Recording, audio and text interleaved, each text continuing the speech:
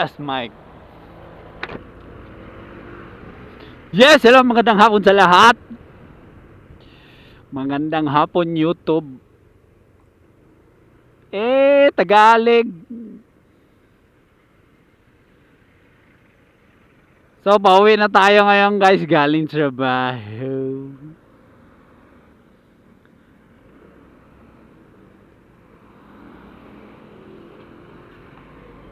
Galing trabaho. So, maganda ang panahon ngayon. Di pareha kanina na maulan papuntang trabaho. So, shoutout kay Pugi. Shoutout sa iyo, Pugi, na nag-comment dyan na sa last content ko na matraffic daw sa Davao. Sabi niya, ang lugar ng mga may violent tendency at anger issues. Eh, shoutout sa iyo, Pugi. Sana love ka ng mama mo. Tatagalog muna ako ngayon, guys, para maintindihan ni Pugi. Yo, alam mo, Pugi, lahat ng lugar meron yang katulad ng mga sinasabi mo. Kahit hindi Davao, kahit dyan pa sa lugar na kung saan ka nakatira, may mga tendency at may mga violent issues yan. Mga tao rin dyan. Parang galit na galit ka sa mga taga Davao, Boss Pugi. Guys, comment kayo dyan kung may mga tao ba na katulad nyan sa inyo. May mga violent tendency at anger issues. Tulungan natin si Pugi. So sa mga vlog ko po dati, mga boss, madam, no, is nagbibisaya ako. So ngayon tatagalogin ko muna. Kahit medyo bulol. Oh, tunog Bisaya. Sana maintindihan nyo.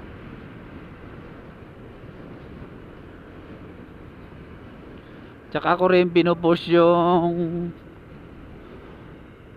Bisaya na motovlog.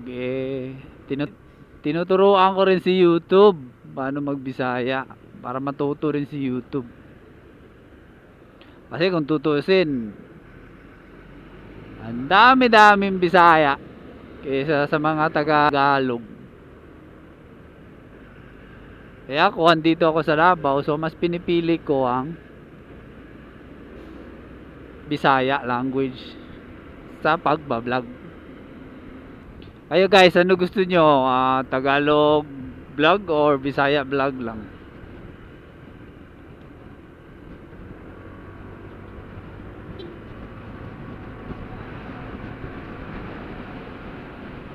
So sa video ko yung kasi na dati kong upload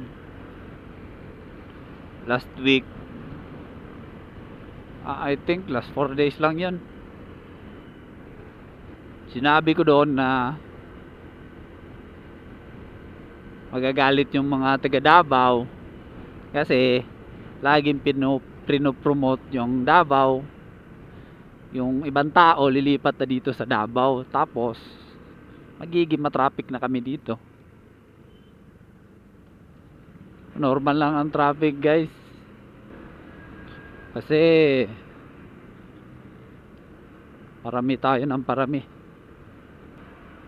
Tsaka maraming nade-develop na rin dito sa Davao. Lalo na ngayon, may bagong programa ang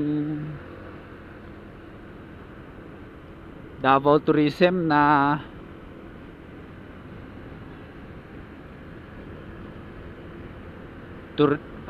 Davao Tourist Passport. Kasi sa pagkakaalam ko ngayong 2024, bagsak tayo sa tourism, guys. So ang tourism of Davao or tourism section dito sa Davao, magla-launch pa ata sila ng Davao Tourism Passport. Hindi yun passport na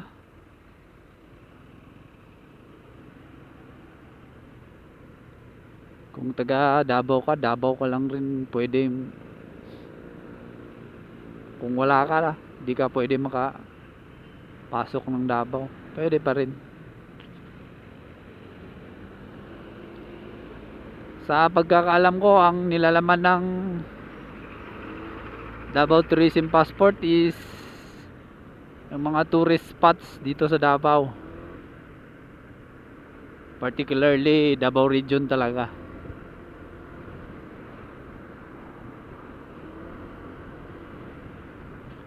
Pagkabukas mo, andun na yung mga tourist spots kung saan pwede mong pupuntahan, tsaka I think may mga discounts din doon. Parang guide mo na rin kung baguhan ka dito, gusto mong umikot ng Davao region.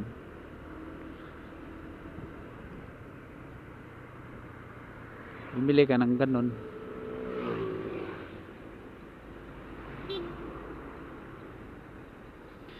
Gas time, full tank.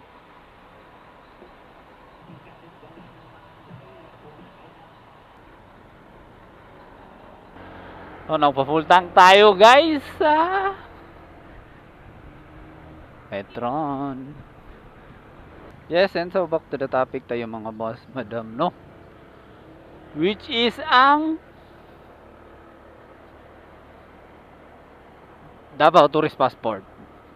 So the tourist passport is not a political or for political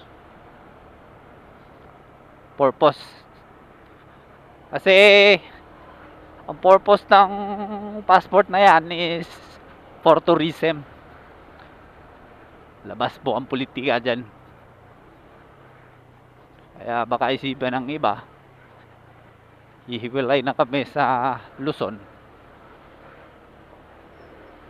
Sana naman sana hihiwalay na lang.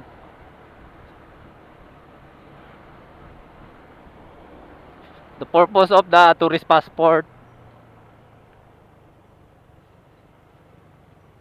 for Davao, guys, is for guide.